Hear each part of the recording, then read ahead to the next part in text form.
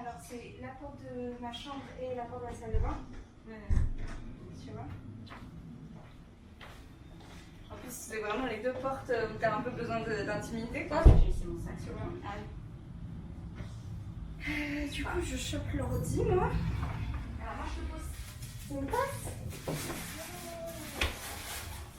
Avancer dans l'incertitude, entouré d'ombres qui glissent et se détachent du couchant, silhouette mobile dans une lumière vacillante. Continuer malgré tout, sans savoir ce que l'on cherche, ni ce qui nous attend au bout du chemin. Avancer encore, dans l'obscurité qui tombe au milieu d'une foule d'inconnus dont chacun suit sa propre ligne hasardeuse, aussi incertaine que la nôtre. Le bruit, la musique, les chuchotements qui s'effilochent composent une constellation de trajectoires opposées, de gestes esquissés, de silences retenus.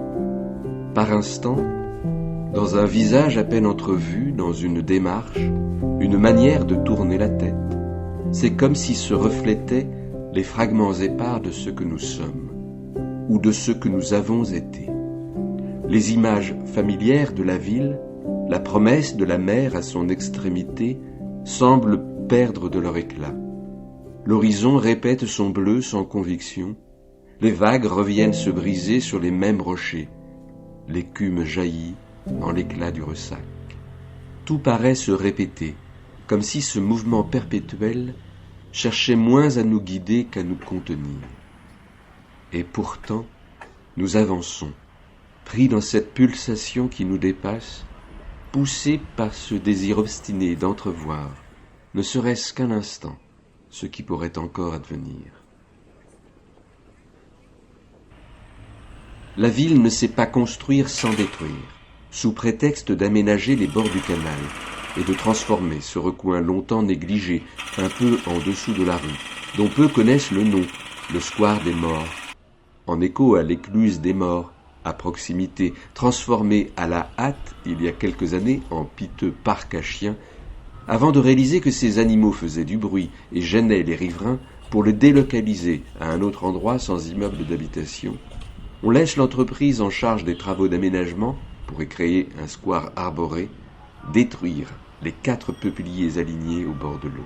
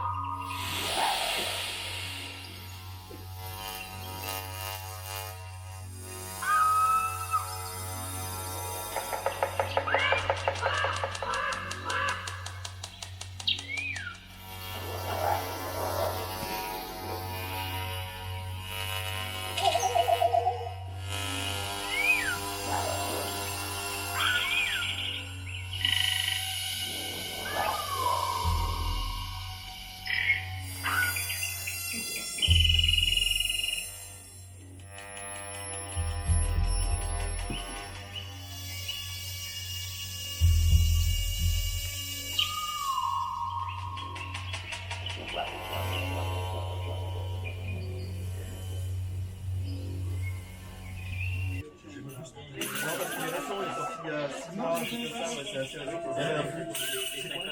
C'est ça, c'est un volt à whisk. Ça vient tout droit de l'Asie. Et ça se joue. Ouais, donc c'est ce que je connais, le hack. Tu as deux bagues magnétiques, une note et l'octave en dessous. C'est un synthétiseur, donc il y a plein de facettes. En fait.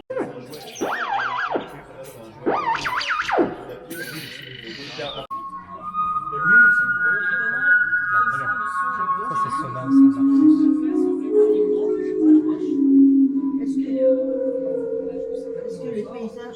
Est-ce que les paysages ont un rapport avec... Il manque que les manches. Eh oui. On peut piocher. C'est là, si vous avez pas lavé les mains,